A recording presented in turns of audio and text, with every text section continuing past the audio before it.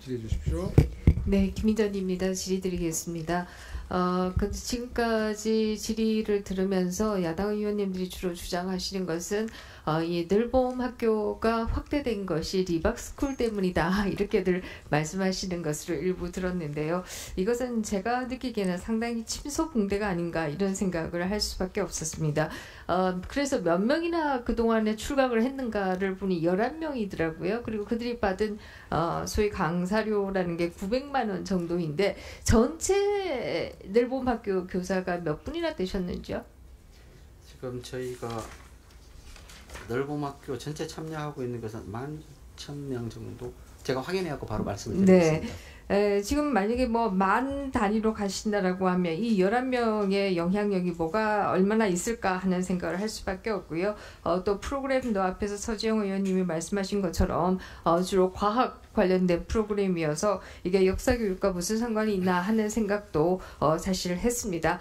그럼에도 저는 역사뿐만 아니라 학교 현장이 정치적 중립을 이루어야 한다라고 하는 부분에 대해서는 항상 동의를 하고 있고 어느 역사 왜곡이나 혹은 또 어느 정파가 자신들의 정치적 목적을 위해서 학교 현장을 이용해서는 안 된다 이렇게 생각을 하고 있습니다. 그런 차원에서 작년 교육과 국정감사 때에도 제가 광주 교육청 감사를 가서 민족문제연구소의 문제를 지적한 바가 있습니다. 이 민족문제연구소는 잘 아시다시피 이재명 후보에 대한 지지 선언을 했던 바도 있고 여러 가지 정치 활동을 하기도 했지만 광주교육청에서 민주시민역사교육으로 2016년부터 계속해서 프로그램을 운영하고 있는 것을 확인할 수 있었습니다. 저는 이것을 어느 교육청이든 교육부든 할 거 없이 정치적인 성향을 가진 단체가 학생들을 교육하는 것은 바람직하지 않다 이렇게 생각을 하고 있습니다. 그런 차원에서 본다라고 하면 제가 지난번 질의 때도 말씀드렸습니다만은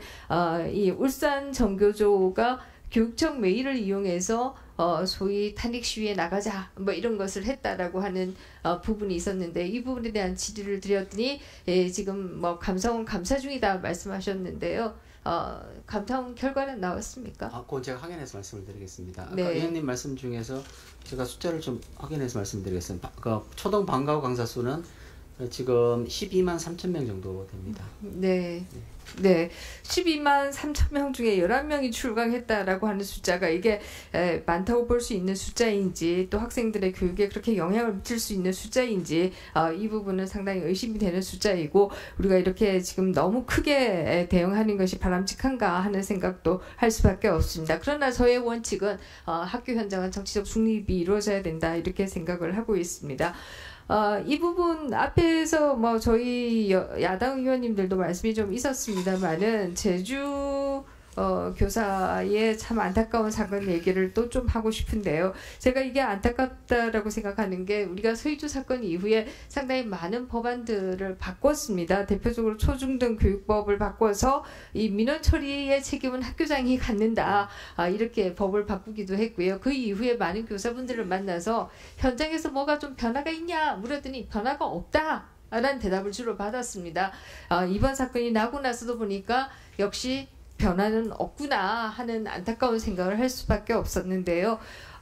이 한 교육청에서 발간한 민원 응대 안내서라고 하는 책자를 보니까 학교 민원의 처리 기본 방향에서 학교장은 민원 처리의 책임자입니다. 학교 민원은 기관 차원에서 함께 대응합니다. 다시 말해서 교사의 책임이 아니라 기관이 대응하는 것이다 이렇게 얘기를 하고 있습니다만은 우리가 제주도 사건에서도 보시다시피 교사가 굉장히 긴 시간 동안 이 학부모 누나와의 그 관계가 주고받고 우리가 그 부분에 대해서 선언적으로 어떻게 얘기할 수는 없습니다만은 그런 과정들 고뇌의 과정들이 있었고 결국 이게 교육청에 앉아졌을 때 주의를 받은 것은 교사였습니다.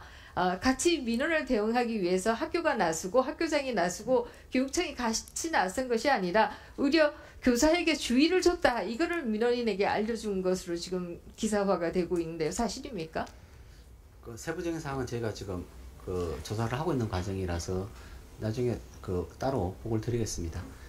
그러니까 어쨌든 지금 제주는 제가 그 사건이 나고 난 다음에 바로 가서 교육감님하고 같이 그 상황을 점검을 하고 유가족들을 만나 뵈면서 같이 지원 방안도 마련하기 위한 노력들을 하고 있는 중입니다. 근데 지금 계속 말씀 주시는 대로 저희가 기본적인 제도는 마련했음에도 불구하고 각기 특수한 영역에서 작동되지 않는 부분들이 많이 있어서 우선은 저희가 제도적으로는 지난번 우리 의원님들께서 개정해 주신 초중등교육법을 후속적인 조치로서 민원 개선 방안을 저희가 수립해 가지고 실행할 준비를 하고 있는 중이고요. 시스템으로는 민원 시스템을 제도로 되어 있는 거를 이제 온라인 시스템으로 실제로 이루어질 수 있도록 하는 준비도 저희가 하고 있습니다. 이번 9월 목표로 제가 실행될 수 있도록 해서 지금까지 이렇게 계속 준비해왔던 내용들이 선생님들에게 실제로 작동될 수 있도록 하는 그 준비를 계속해 나가고 있습니다. 네, 제도가 아무리 화려하고 좋다라고 하더라도 이게 실제 작동하지 않는다라고 하면 다 무용지물이 아닌가 이런 생각을 하게 되고요. 네.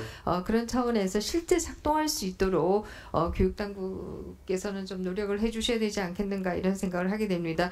이 제주 교사분의 경우에는 또 사립학교 교사이기 때문에 공립학교 교사분과 또 처리 과정이 좀 다른 것으로 알고 있는데요. 이 부분에 있어서도 유족들의 마음이 상하지 않도록 좀 잘 처리할 수 있도록 교육청에서 좀 나서고 또 교육부가 이에 대해서 좀 말씀을 해주시면 좋을 것 같다라는 생각을 하게 되고요. 네, 긴밀하게 협력하고 있습니다. 네, 그 다음에 이 리박스쿨은 뭐 여러 가지 다양한 측면이 있습니다만 한편에 있어서는 이제 역사 해석의 문제, 뭐 이 부분은 우리 역사학자 분께서도 계시니까 더 말할 필요가 없겠습니다만은 역사 해석은 뭐 현재와 과거의 대화라고 할 정도로 역사라고 하는 건 계속해서 재해석되기 때문에 어느 한 편만 놓고 이것을 단정하기는 저는 좀 어려운 부분이 있지 않는가 이런 생각도 하게 되고요. 또 다른 편에 있어서는 이 자손단이라고 말씀하셨나요? 무슨 댓글 부대를 운영한 것처럼 되고 있던데 이 부분에 대해서도 저는 명확한 조사가 이루어져야 할 것이다 이런 생각을 합니다. 어쨌든 여론을 조작하려고 하는 것은 그만큼 민주주의 사회에서는 건강하지 못한 민주주의를 초래하는 것이기 때문에 명확한 진상조사 생각을 하는데요. 그러나 다양한 여기까지 하겠습니다. 네, 수고하셨습니다.